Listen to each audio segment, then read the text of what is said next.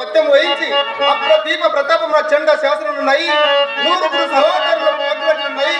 కురు సార్వభౌముడైన నేను పసిపాలకుని పాదముల చెంత యా కూర్చునుట అవమానము అవమానం.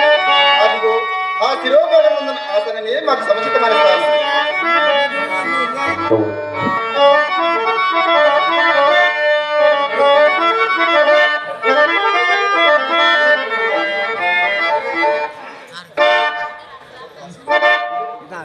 ఏమి విచిత్రం!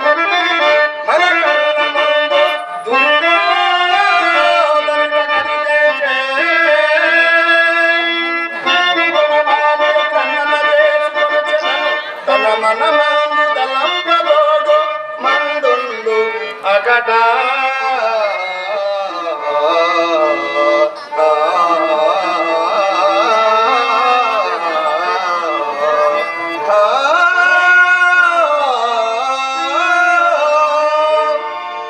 వాసుదేవుడు బండోపక్షపాతి కాదు కాదు ధర్మపక్షపాతి అని సుందైనైతే కాబోలు.